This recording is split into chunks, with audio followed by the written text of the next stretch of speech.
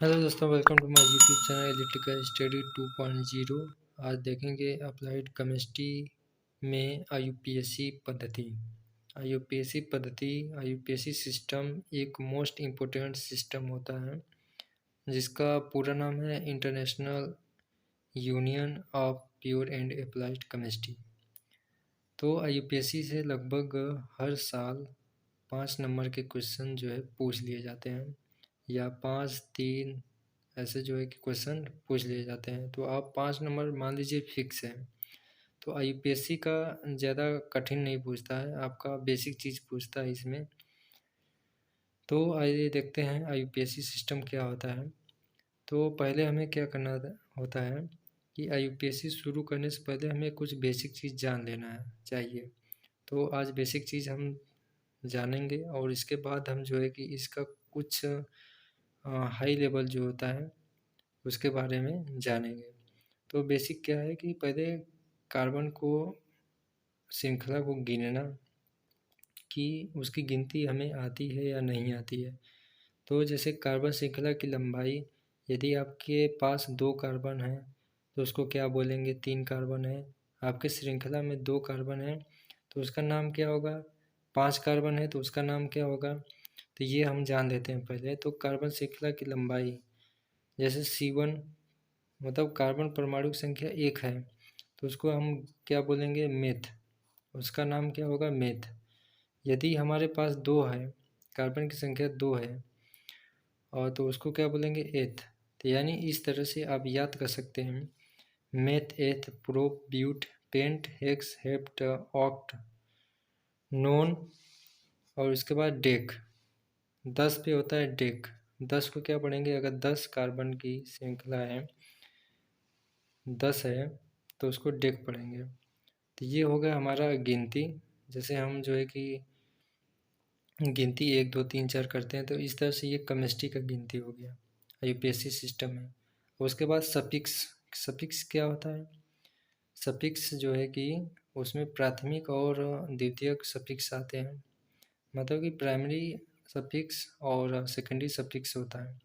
तो primary suffix में क्या होता है कि यदि कार्बन श्रृंखला में सभी कार्बन, यहाँ पे हम लिखे हैं कि यदि कार्बन श्रृंखला में सभी कार्बन परमाणुओं के बीच में एकल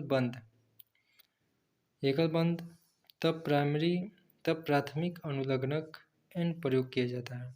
यानी इसका कहने का मतलब ये है कि यदि कार्बन जो परमाणु हैं उनके बीच में अगर एकल बंध है, सिंगल बॉन्ड है, तो उसमें एन का प्रयोग किया जाता है।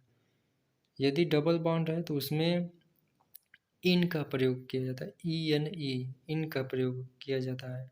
यदि ट्रिपल बॉन्ड है तो उसमें आइन का, आइन का प्रयोग किया जाता है। तो ये होता है हमारा प्राइमरी सफिक्स होता है। तो यहाँ पे देख लेते हैं कि एन का जो सूत्र होता है वो ये होता है CnH2n+2। ये एन का सूत्र है। इन का सूत्र है CnH2n+1। ये इन का है। उसके बाद आयन आता है तो आयन का सूत्र क्या है, CnH2n-2। ये आयन का सूत्र है। सूत्र को हम कैसे जानेंगे, तो इसके बारे में जानने के लिए क्या करेंगे, मान लीजिए यहाँ पे हम छोटा सा एग्जांपल ले रहे हैं। जैसे मेथेन हम बोलते हैं तो मेथेन का सूत्र क्या होता है, CH4 होता है। तो N ग्रुप का है, ये N जो है कि इसमें लगा मेथेन, N हो रहा है। तो मेथेन का सूत्र क्या होता है कि CnH2n+2 होता है। तो क्या होता है कि यह यन क्या है, यन जो है कि नंबर ऑफ परमाणु की संख्या यहाँ पे बता रहा है। तो यन जो है कि नंबर बता रहा है। तो यन जो है कि नंबर बता रहा है। तो हमारा मेथेन है, तो मेथेन जो है कि मेथेन में कार्बन परमाणु की संख्या कितनी होती है, 1 होती है। तो यहाँ पे जो है कि 1 रखेंगे यन की जगह पे। तो हमारा जैसे मान लीजिए सी, यन की जगह पे 1 रखेंगे और H2n की जगह पे 1 रखेंगे +2। तो यहाँ पे हो जाएगा CH, 2 एकम 2 और 2 4, C4। यानी हमारा क्या आ गया, CH4 यानी मीथेन हो गया। अगर यही मेथीन होता तो मेथीन के जगह पे इन का सूत्र यहाँ पे लगाते, और मेथीन होता तो इन का सूत्र लगाते, और मिथाइन होता तो उसके लिए आयन का सूत्र यहाँ पे लगाते।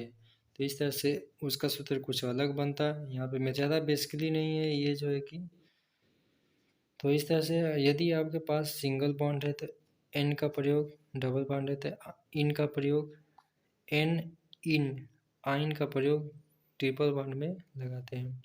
तो यहाँ पे एग्जांपल ले ले रहे हैं, यहाँ पे एग्जांपल हम देखते हैं। तो एग्जांपल में क्या है कि CH3 सिंगल बॉन्ड CH3, तो इसमें कार्बन परमाणु की संख्या कितनी है, 1 2, 2 कार्बन है, 2 को क्या कहते हैं, 2 को क्या पढ़ते हैं, एथ पढ़ते हैं, एथ। तो एथ हो गया। इसमें सिंगल बॉन्ड है, एन लगाएंगे तो एथेन हो जाएगा। यहाँ पे एथेन हो गया, एन यहाँ पे ए यानी ई लगा, एन।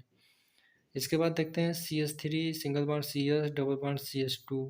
इसमें डबल बॉन्ड है तो डबल बॉन्ड और सिंगल बॉन्ड दोनों है, तो डबल बॉन्ड को हम पहले वरीयता देंगे, यानी डबल बॉन्ड बड़ा है, जिसको जो बड़ा रहता है उसको पहले हम देते हैं वरीयता। तो 1 2 3, 3 कार्बन है, 3 कार्बन को प्रोप बोलते हैं, तो प्रोप।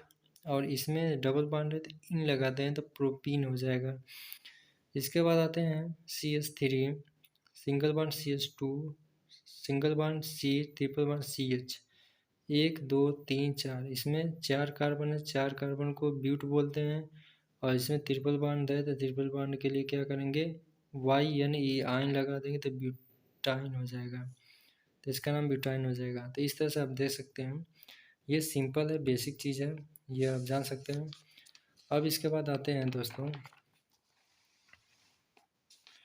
आते हैं द्वितीय अनुलग्नक। द्वितीय अनुलग्नक के लिए आपको एक सारणी देखना पड़ेगा। वो सारणी क्या है, यहाँ पे हम कुछ छोटी चीज़ लिए हैं, मतलब 2-3 चीज़ लिए हैं कि OH जैसे एल्कोहल ग्रुप होता है, CHO होता है, और C कीटोन होता है ग्रुप। तो इसके लिए आपको देखना पड़ेगा यहाँ पे। तो हमारी सारणी क्या है कि यहाँ पे हमारी सारणी है, बुक में आप देख सकते हैं, सार्थक पब्लिकेशन में, अप्लाइड केमिस्ट्री के बुक में। तो यहाँ जो है कि द्वितीयक अनुलग्नक में क्या दिया है कि इसमें क्रियात्मक समूह आते हैं। जैसे क्रियात्मक समूह हमारे क्या है, OH CHO, और ये C double bond O, COOH COOR COCl, ये जो है कि हमारे क्रियात्मक समूह हैं, ये हमारे क्रियात्मक समूह है। और इसका नाम क्या है, इसमें कार्बनिक यौगिक का वर्ग क्या है, एल्कोहल, OH आ जाएगा तो एल्कोहल हो जाएगा। उसके बाद CHO आ जाएगा तो एल्डिहाइड हो जाएगा, कीटोन हो जाएगा, अगर इस तरह से आपका आ जाएगा तो ये हो जाएगा। और द्वितीयक अनुलग्नक में आपका जो सेकेंडरी सफिक्स क्या होता है कि OL, ऑल, मतलब कि उसके नाम में जो है कि ऑल जुड़ जाएगा। CHO रहेगा तो अल जुड़ेगा, AL। उसी तरह कीटोन ग्रुप रहेगा तो ONE जुड़ जाएगा उसमें, उसके नाम में जो है कि ONE जुड़ जाएगा। तो ये आप देख सकते हैं। अगर इसके बारे में डिटेल्स पढ़ना है तो आप जो है डिस्क्रिप्शन बॉक्स में इसका लिंक दे देंगे, वहाँ से जा कर के आप पढ़ लीजिएगा। तो ये जो कि आपकी सारणी है। अब आते हैं कि हम देख लेते हैं कैसे इसका नाम लिखते हैं, द्वितीयक अनुलग्नक में कैसे नाम लिखा जाता है। तो जैसे CH3 एग्जाम्पल है, CH3, इसमें OH ग्रुप जुड़ गया, तो इसका नाम क्या होगा, तो कार्बन की मात्रा कितनी है, 1, तो ये हो जाएगा मेथेन। ये पहले मेथेन होगा, इसमें OL जुड़ जाएगा, मेथेन में OL जुड़ जाएगा तो मेथेनॉल, मेथेनॉल हो जाएगा। क्योंकि OL ग्रुप को हम क्या कहते हैं, OL को ऑल पढ़ते हैं, OH ग्रुप को ऑल पढ़ा जाता है। उसी तरह CH3 सिंगल बॉन्ड CHO, इसमें CHO ग्रुप लग गया, तो इसमें पहले देखेंगे कार्बन की मात्रा कितनी है, 1 2, 2 कार्बन है, 2 कार्बन को हम क्या पढ़ते हैं, एथेन, हम क्या पढ़ते हैं, एथेन पढ़ते हैं। इसमें CHO ग्रुप है, एल्डिहाइड समूह का है, तो इसमें AL जुड़ जाएगा, अल, यहाँ पे AL जुड़ेगा। अब यहाँ पे देखेंगे, ये जो है कीटोन समूह का है, CH3 single bond CO, single bond CH3, 1 2 3। यहाँ पे देखेंगे CH3, single bond CO, single bond CH3। तो यहाँ पे क्या है, कीटोन समूह का ये है।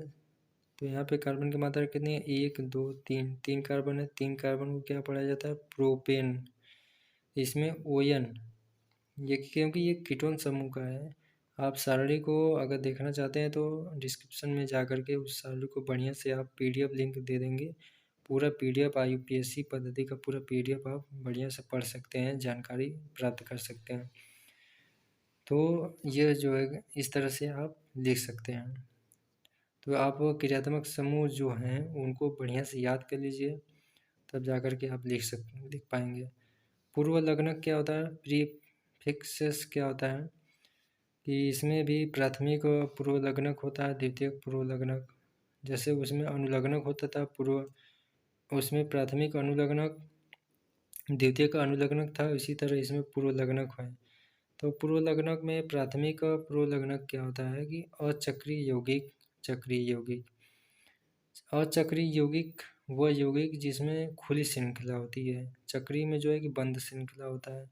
बंद का श्रृंखला का मतलब कोई आकृति इस तरह से बना रहेगा, त्रिभुज, आयत, वर्गाकार, जो है कि षष्ठकोण जैसे बना रहेगा, इस तरह से कुछ बना रहेगा। अचक्रीय में आपका जैसे CH3, CH2, CH3 इस तरह से आपका रहेगा। तो ये हो जाएगा अचक्रीय। यहाँ पे दिखा दे रहा हूँ आपको, तो आपको ज़्यादा अच्छी तरह से समझ में आएगा। तो यहाँ पे हमारा देखेंगे, यहाँ पे प्राथमिक पूर्व लग्नक में आता है अचक्रीय यौगिक। अचक्रीय यौगिक जैसे यहाँ पे आपका दिया CH3, CH2, CH3। तो यहाँ पे ये दिया है, तो इसका नाम क्या होगा, 1 2 3 कार्बन है। 3 कार्बन क्या पढ़ते हैं, इसमें सिंगल बॉन्ड है, प्रोपेन। प्रोपेन हो गया। इसी तरह 1 2 3 4 ब्यूटेन हो जाएगा। इसी तरह 1 2 3 4 5 6 है, 6 को क्या पढ़ते हैं, हेक्सेन पढ़ते हैं, तो हेक्सेन हो गया। अब देखिए चक्रीय यौगिक में क्या है, जिसको बंद श्रृंखला हम बोलते हैं। तो बंद में जैसे ये आकृति बनी है त्रिभुज के आकार का, तो CH सिंगल बॉन्ड इधर, CH सिंगल बॉन्ड इधर, CH2, CH2 है, CH2 सिंगल बॉन्ड, यानी एक आकृति की तरफ बना है।